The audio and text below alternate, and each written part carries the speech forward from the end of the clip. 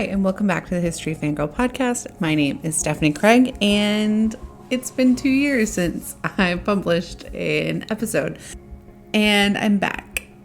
Essentially, in 2018, I was traveling too much and running 2 podcasts and 2 blogs and got a little burnout, like a lot burnout, and was going through some things in my personal life, and anyway, just ended up needing to cut something. So I put the show on hiatus, but I never thought I would put it on hiatus for that long. I always intended to come back, and so I never wanted to address it. And then when I realized it had been, a little bit too long, I was too embarrassed to address it. So I figured I would just leave it, and that one day I would be back. Well, 2019 was a little crazy. I had a baby in January. I was pregnant most of last year. So even though I wanted to bring the show back last year, it was just a little too much. And then this year with the pandemic was insane. And business-wise, I just didn't have time or bandwidth to do it. But now I do. So in October, I had the pleasure of interviewing Darmon Richter, who is the author of this great new book about Chernobyl. And he is one of the first people that I ever wanted to interview. I actually asked him if I could interview him for this show in May of 2017, but at the time he didn't do audio interviews. So I got him to come on my other show, and when I was doing the interview, I was like, you guys would love this. And I know some of you guys are still subscribed. I hear on my Instagram feed and on my Facebook how some people are, want more episodes. So I decided, you know what, it's time to bring this show back. And a few things are going to be different. It originally was a weekly show. I'm going to start it back up again as a bi-weekly show for a little bit while I get back into the swing of things, because I do have a 10-month-old. Now I have 4 websites and another podcast. And if you are a subscriber to Rick Steves Over Brunch, my other podcast, you've already heard this interview. Don't worry, next week, the first new History Fangirl podcast interview episode will be up. Between now and then, though, I did want to, if you don't listen to my other show, this interview that I did with Darmon is exactly the kind of thing that most of you guys would like. I know we already did a Chernobyl episode, but this is a very different look at Chernobyl than the one that we did with Jess a few years ago. So I'm back. The show's going to start out bi-weekly. It will go to weekly when I can handle the extra bandwidth. If you follow me on any of my other channels or my other show, then you know that I'm still living in Bulgaria, but I will be moving to the U.S. by the end of the year. So that's part of why we're going to keep it bi-weekly until that move is done. I'm so excited to be back. If you have any suggestions for topics you guys are interested in, you can DM me on Instagram. My Instagram is History Fangirl, or you can find me on Facebook. The username is History Fangirl. The page name is like Stephanie Craig, History Fangirl. On Facebook, you can come find my other podcast, which is Rick Steves Over Brunch, and join our Facebook group over there, the Rick Steves Over Brunch Podcast Listeners Facebook group. But other than that, I'm so excited to be back. Enjoy this interview about Chernobyl, and I'm looking forward to publishing our first new episode next week.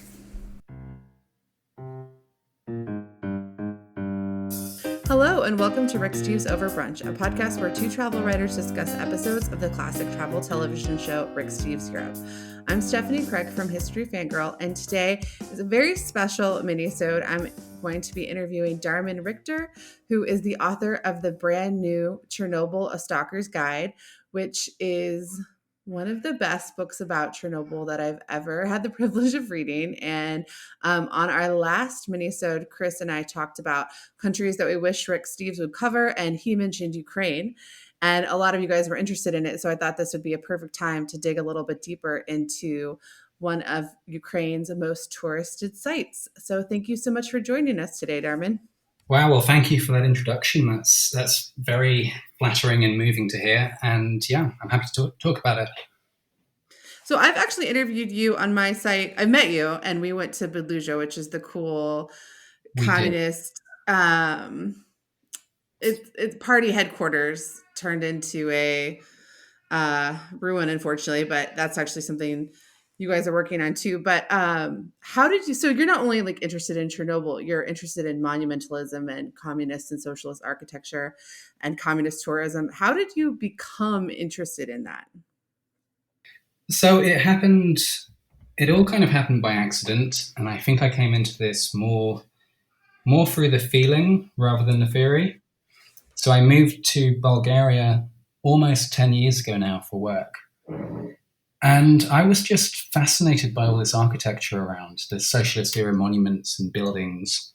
They had a real mania back then in this part of the world for building these absolutely giant structures, which was a completely different kind of design principle to what I'd seen growing up in Britain. And I think more than that, it spoke to this kind of bigger idea of a society rebranding itself.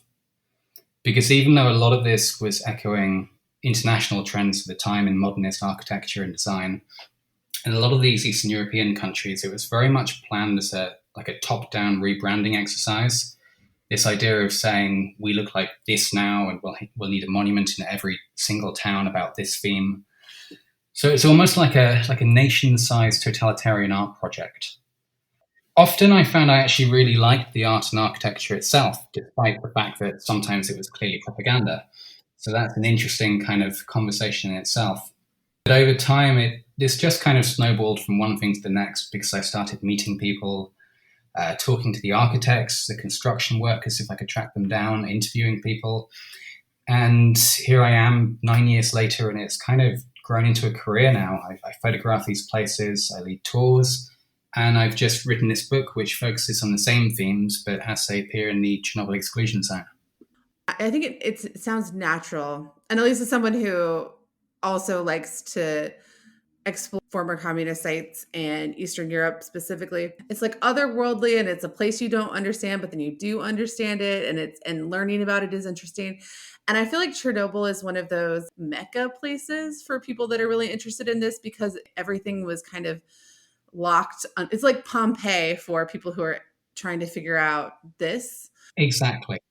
But how did you specifically end up becoming interested in Chernobyl to the degree where you ended up writing a book about it? Well, so I think Chernobyl was always kind of on my radar in a way, even before I knew that you could actually take a tour there. Because, I mean, I don't know if you can relate to this, but as a child, I grew up watching a lot of films about nuclear war and about post-apocalyptic landscapes, things like Mad Max, Planet of the Apes. In the book, I even talk about Godzilla too, and about how these kind of like post-war cinema was looking for metaphors to discuss these themes of total atomic destruction. And we got a lot of very kind of bleak, epic films about potential ends of the world. I think in a way, all these sci-fi movies of the Cold War period were finding different ways of dealing with some very real social anxieties that people were feeling in the world at the time. So my curiosity for Chernobyl, it was twofold really. There's the accident itself, the history, the event in 1986, and learning about the place where it happened. And obviously, this had ripples across the world. I mean, locally, a lot of people credit it as being one of the final nails in the coffin of the Soviet Union. But I mean, larger than that, I mean, it's affecting many people in many different ways. I mean, the radio ecological effects have been felt as far away as Scotland and Sweden and so on.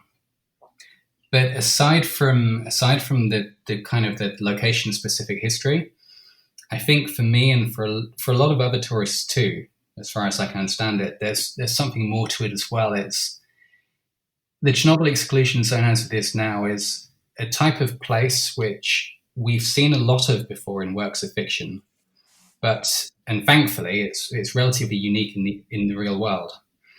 So it kind of offers like this tiny window onto this potential future, and it's a future that people were talking about and that people were preparing for and worried about for a long time. This idea of an evacuated landscape that's being reclaimed by nature and polluted by nuclear fallout. But it's a place where people can actually experience that and see it and kind of confront those, Cold War era fears, but in a safe environment, in a safe way. Funny, it's like when you're there, you feel very safe, but you're also like, oh, not only like do you have to worry about radiation, but just it's being so poorly preserved for somewhat obvious, but like also difficult to understand reasons that it just feels like somebody's going to fall down a building or something. Sure. Yeah. Obviously, with the HBO show, Chernobyl has been in the zeitgeist more recently than normal, and I'm sure a lot of our listeners are pretty familiar with the history. But I was shocked when I was there how I didn't. There were so many pieces of the story I didn't really know.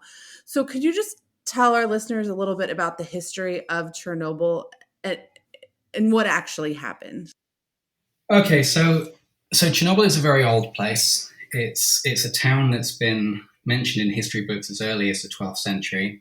It was a large center for Hasidic Judaism in the late 18th century and a site of a lot of conflict during World War II when it was under Nazi occupation. The history that most people are familiar with doesn't really start until the 1970s. So in 1970, the Soviet Union decided to build what they called an atom grad there. It's one of this program of cities they had involved in the production of nuclear power. So they had the Chernobyl power plant, officially called the V.I. Lenin nuclear power plant, and alongside that Pripyat, which was the city for the workers at that plant. Though this was different though to most atom grads, because a lot of them up until this point had actually been what were described as closed cities. So if you lived there, that was effectively your life. You didn't really go in or out without the right paperwork. Pripyat though was something different. It was, I think in the book I describe it as being the westernmost atom grad, both geographically and culturally. So they kept the doors open, people could visit, and it was really kind of a showpiece for the whole program. You know, people had a much better standard of life there compared to other Soviet cities. The wages were higher. It was really, they were trying to build it as a utopia. But of course, as we know now, that didn't really work out. And the power plant had a malfunction on the 26th of April, 1986, which led to a steam explosion. So there was no actual nuclear explosion, which would have been significantly worse, but there was a steam explosion which basically tore open the building, and it exposed all these things to the air, which really shouldn't have been exposed to the air. And this blast sent debris everywhere. It exposed the core, which began burning, releasing pollutants into the atmosphere. And I think a lot of what follows is fairly well known, but it burned for a while, and after that, it became a huge effort to try and extinguish the flames, first of all, and then cover this thing and stop it from spreading these toxic materials.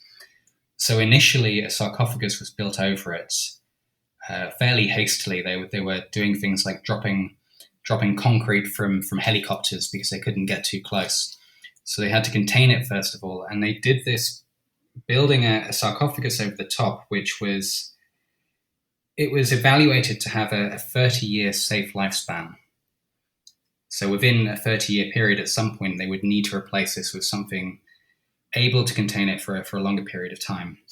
And that's really just happened. That just a couple of years ago, they finished building what was called the new safe confinement, which is a much more advanced version, which they slid over the destroyed reactor 4. And now they're just beginning this incredible project, which, I mean, the timescales involved are kind of staggering to get your head around. Nobody working on this project now will live for long enough to see it finished, which probably makes it feel like a bit of a thankless task in some ways. But the idea is that they've got a lot of remote-controlled robots and devices and cranes inside this structure, which will dismantle the old sarcophagus and then dismantle the reactor inside, strip it down to its component pieces, try and locate the spilt fuel inside, because there's several hundred tons of uranium fuel lost in there. Some of it's believed to have melted. Some people believe that some of it may have vaporized as well. So they've got to find this highly dangerous nuclear fuel, contain it in barrels, and do all this with remote tools, and then send that outside to long-term storage elsewhere. And when I visited the site, I took a tour underneath this structure, and my scientist guide there was explaining that basically the end goal, the target, is to replace this power plant. I mean, it's essentially one of the most dangerous objects on the planet. Is to replace it with a green with normal background levels of radiation, as if it had never happened. So it's a phenomenal project. It's really hard to get your head around. And I think, I mean, from my own perspective, and this is kind of where I was coming from quite often in the book, people think about Chernobyl based on what they know about the disaster. People are very focused on 1986 and what happened there, to the point that people visiting Chernobyl often is described as disaster tourism. But I think, I mean, for me, the future is a much more interesting focus. And the work that they've done there, these teams of liquidators, as they were called, who cleaned and decontaminated the area, the fact that tourists are able to visit now is an incredible testament to the success of the people who cleaned the site after the disaster. And the containment project going on now is it's one of the most advanced scientific projects in the world. So I think you could just as easily look at it as a success story and describe this as scientific tourism, which is kind of the angle I take in the book, really looking at the achievements of the people involved and looking towards the future as well. How did you actually become a Chernobyl tour guide? Because most of the tour guides are local Ukrainians who work for local companies. How did you end up getting hooked up with the ability to come in and do these cool tours? Not as one-offs, but as more sporadically. So at least according to the Chernobyl administration, I'm not a tour guide. I don't have the paperwork. I wouldn't be allowed to take groups in there on my own. But what I've been doing over the years is working with people who have that certificate to design tours and to bring people to them and to lead those groups inside the zone. But we would always need to have somebody with us who has the right paperwork, because you have to be qualified in the. They do a lot of radiation and safety training, of course, as they should. So it's always been in partnership with local people and with local companies. But there's just it happened very naturally, over the years. I took a regular tour there in 2013. I actually went in with a Russian language group, and it was okay. It was an interesting tour, but I had issues with it. It felt quite limited. It felt very regimented. We were constantly being told to hurry up and run on to the next place, so I never really had time to set up a tripod. And I saw that you've written about Chernobyl too, and you note this in your own account. The appearance of all the children's toys and the dolls and that sort of thing. It's easy to get a kind of a sense of artificiality. You're very aware there that a lot of people have been through before you, and a lot of what you're looking at has been arranged there for the sake of getting photos. So there's kind of this distance between the tourists and the real history. It's like the tourism that happens within its own kind of bubble, which gets more and more distanced, I think, from reality over the years. So I started getting curious about going back, and I was spending quite a lot of time in Ukraine anyway around that time. And I ended up meeting somebody who was a regular Chernobyl tour guide, and we started working together on tours. So I would kind of create itineraries, and he would sort of be there to legalize and legitimize the whole thing, And it was a chance to really explore a bit more. In some ways, I think, looking back, I think running tours there in some ways was kind of a way to fund my own growing addiction to the place.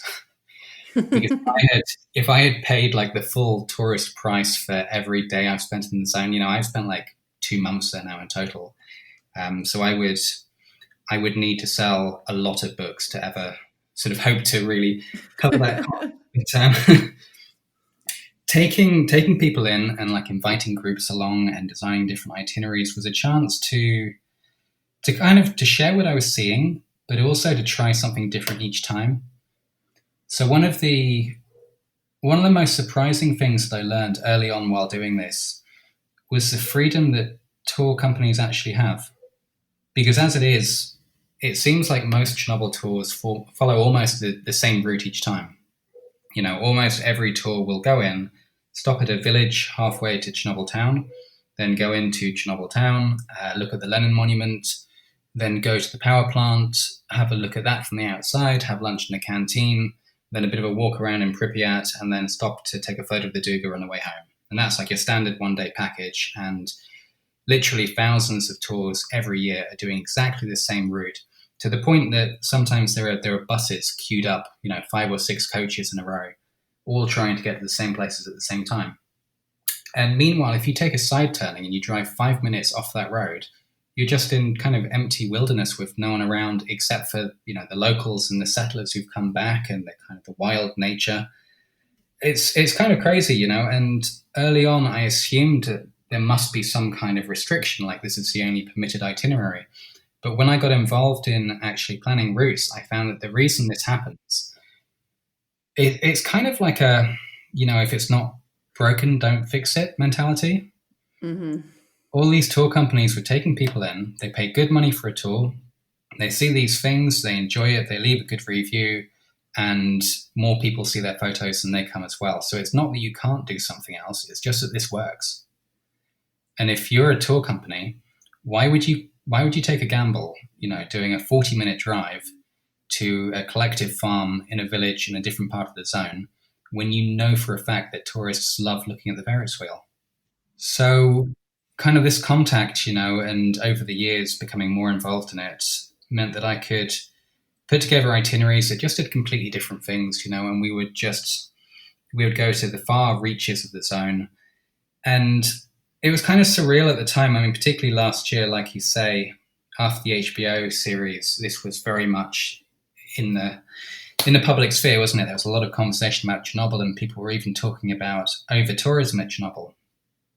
And it was kind of bizarre for me because around that same time I was leading tours in the zone, but we wouldn't see anybody some days. There was one tour we did in January where we saw more moose than people.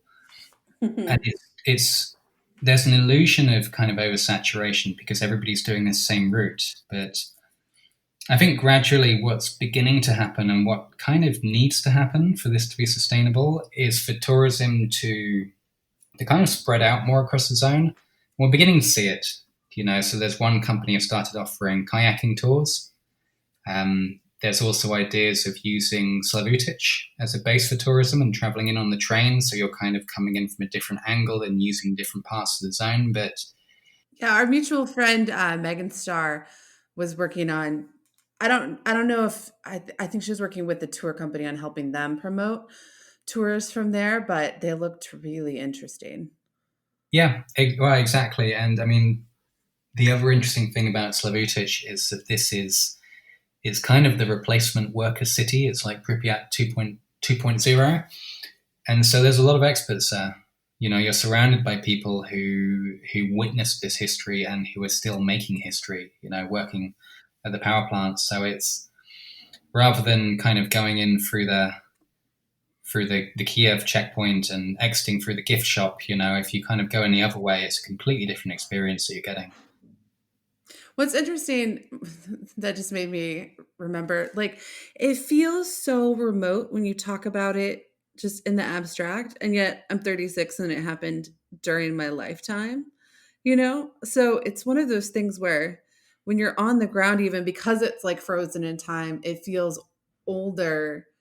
And you're like, wait a minute, this happened during the Reagan administration. Like, I think Margaret Thatcher was in charge. Like, it's not really that old. So there are so many people that it's not, so, if you study World War II history, you can go to places where, the vets are, very old, and they're talking about some of the final vets of some wars are dying. And if you're in Cambodia, you're like, wait a minute, everybody who's who's older than 40 experiences on some level. And Chernobyl is even closer than that, but it just feels so far away. Yeah, I mean, I wasn't even, I was 2.5. I was 2.5 when it happened. And, I can't quite remember that, but I remember the room I would have been in. It's not that distant. And had this got worse, I definitely would have been affected in Britain. As I said, it was only I say only, I mean, it was a terrible disaster, but what happened was a steam explosion. The big fear at the time was that there could be some kind of chain reaction. If there was actually, if a nuclear explosion had been triggered, and then you have the worst case scenario of that starting a chain reaction because you've got 4 different reactors there, it could have been much, much worse than it was even. And like you say, it's so recent. It's within, I don't know, most people's living memory.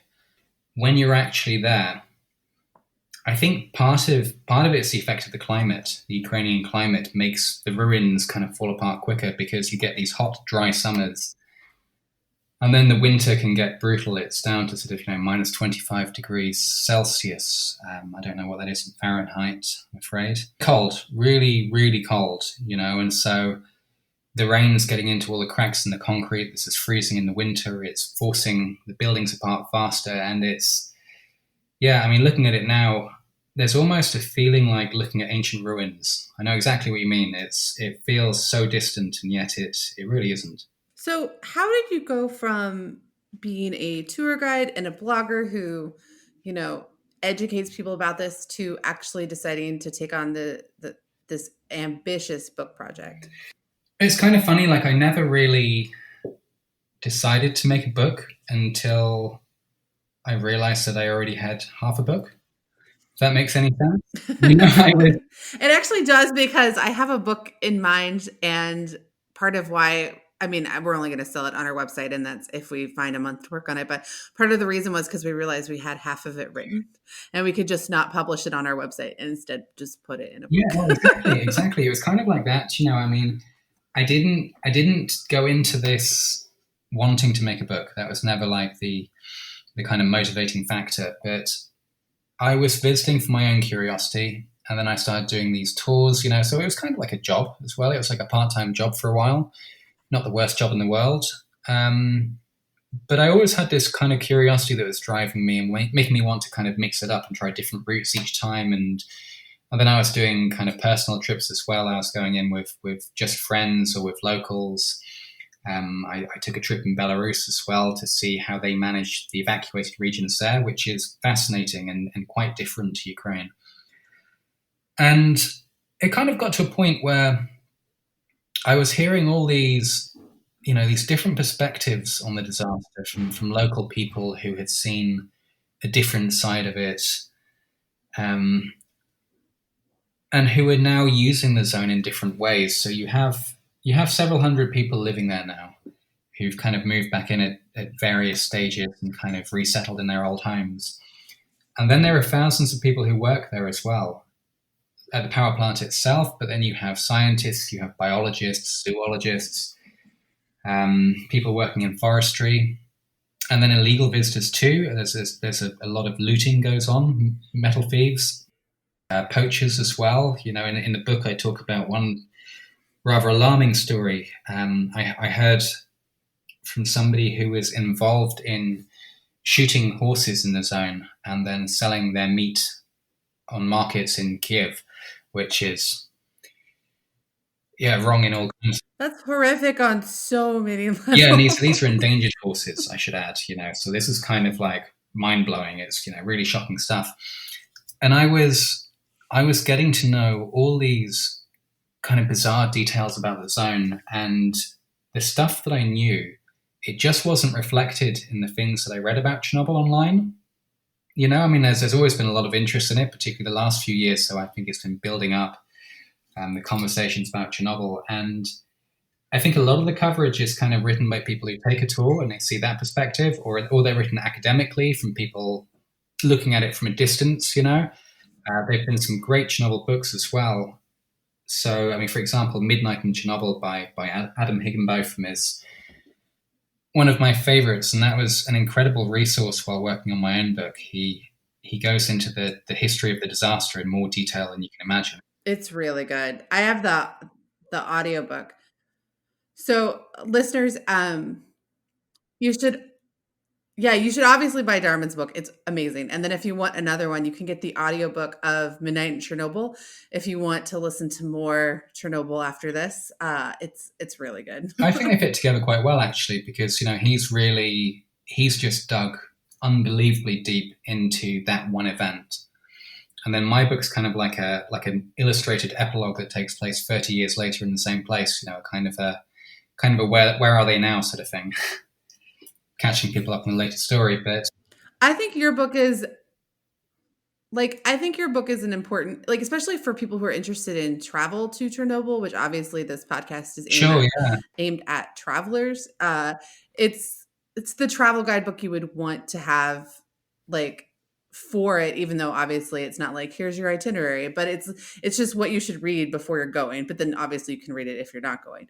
Um, so yeah, they're very different, and as somebody who has read a weird amount of books about Chernobyl, I would say you should get both of Oh, thank these. you. Thank you. So, how did you end up getting such extensive access to the exclusion zone? Like everything else, it all happened very organically over time. So I started working on tours there with local guides and companies, and then they would invariably introduce me to other people, and they would introduce me to other people again, and you just kind of build up contacts over the years.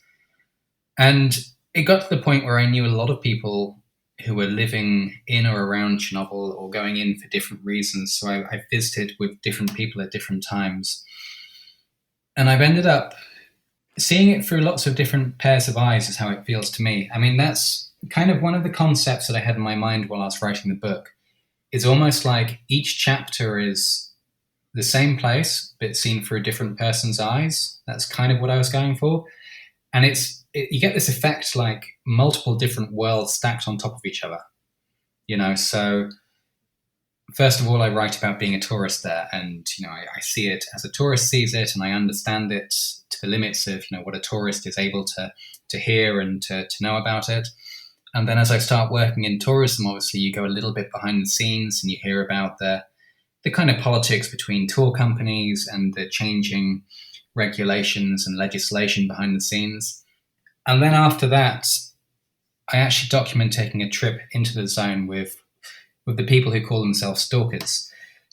So this is a concept that actually comes from the 70s. There was a book called Roadside Picnic, written by two Russian brothers, Boris and Arkady Strugatsky, who wrote this book about a giant exclusion zone that's created after some kind of mysterious extraterrestrial event pollutes the ground in a huge radius. And this military control zone is formed with nobody allowed in or out, and it's full of these invisible poisons. And people start sneaking in. These people who are called stalkers start sneaking into the zone to look for alien artifacts or things they can kind of sell on the black market and make some money. And this, of course, this is all published long before Chernobyl. And then the director Tarkovsky made the film Stalker based on the book. And it's kind of uncanny in the way that it seems to predict a lot of the themes. But after the real Chernobyl disaster happened, and then this exclusion zone is created, with a military border around it and all these invisible poisons inside it, by the time some young Ukrainians decide to start sneaking in just to experience it, see it, of course, they borrowed this name, and so that they called themselves the Stalkers. And this becomes kind of the basis of one chapter, is taking this illegal hike through the zone, which was terrifying. It was exhilarating, terrifying. It's something I'm so glad I did it, and I never want to do it ever again. And I'm not sure I'd even recommend it to anyone. If you're content just to read about it, do that, because it was really horrible and hard work. We were walking all night, every night, kind of through. You're walking through marshland as well, and through kind of sand, and there's mosquitoes and lots of very difficult wildlife. And then during the day, we were sleeping in abandoned houses in the villages and hiding from police and guards. And it's kind of, non-stop anxiety for 4 days, trying not to get caught. But I'm so glad I did it. And it was fascinating to see the zone that way. And I think the thing about that I found really kind of theoretically interesting is that the route we took, again, it was almost the same route that the tour buses take. It's like everybody's taking this same route. So because the stalkers are on foot, obviously they don't, they want to take the quickest route they can. And they all want to see Pripyat, just like the regular tourists. They've got the same checklist of must-see sites. So you're kind of, it's like you spend the whole trip being just next to the tourists. You're kind of into the forest next to the road. Then you get to Pripyat and you're sleeping in an apartment by day while the tour buses go around. And so we're kind of seeing the same stuff, and at least during the daytime, we're taking the same photos as well. There's a huge amount of overlap, but in 4 days of doing this, we didn't see a single human. We heard them, and we were right on top of them sometimes. We didn't see anyone. So it's really interesting. It kind of ends up being this whole layered approach of looking at this same place through a different set of eyes on each trip. I don't want to give away too much that's in the book because people do need to buy it. And how can they find it? Okay, so the book is out now. We had some delays and confusions with the launch, but it's now officially available everywhere. You can get it direct from the publisher's website, which is fuel-design.com. And if you have a look around on there in the publishing section, you'll find the book there. Or, you can get it on Amazon or most online bookshops. It's actually in physical bookshops as well in some places. So I know it's definitely in Britain because the publishers are in London. But it's also been shipped to North America, to Australia, New Zealand. So you may even find it in your local bookshop. But absolutely, online it's available now and shipping worldwide. So people should go and order the book on Amazon. It's beautiful. Like, it is a beautiful book. It is easily a book that you will be, after you've read it, very happy to possess, especially in this digital age. And besides the book, where can people find you? Okay, so I'm posting regularly at my blog, or not quite as regularly as I would have liked recently, but I've been working on the book, so hopefully I'm getting back to a good routine soon. But that website is thebohemianblog.com. So that's kind of long-form travel writing and photography, and a reasonable amount of it about Chernobyl. So if people want to hear information about any future tours that might happen when this is over, should they head to your blog? Is that where you would announce them? Yeah, absolutely. So this year should have been a really busy year of tours. I ran, I think it was 9 tours last year in something like 6 different countries. So that was a crazy year. And this year was going to be maybe another 8 tours, with a bunch of them, going to Chernobyl, but also to other sites around Ukraine and other countries in the region. 2020 hasn't been kind to tourism, but all being well, I'm very much hoping that things will get back to normal next year. Obviously, we all are. But there will be updates. As soon as I have tour dates confirmed, it'll be updated on the blog, but also you can follow me on Twitter, just twitter.com/Darmon Richter, and I'll be talking about it there as soon as there's any news. Excellent. Well, as someone who has wanted to get you on one of my podcasts for 3 years, I'm so happy that it finally happened, that you finally had a project worth your time to come talk to me, because so I think you know this, but I used your blog in Transnistria before I met you, and then met you on a tour of Valusia. And I'm just a huge fan of your work, and I'm so excited that our listeners are going to get to check out your work as well. Well, thank you very much for the kind words. It's very much appreciated, and this has been fun. Thanks for having me on. I've enjoyed it. Thank you so much. All right, listeners. Well, thanks so much for listening.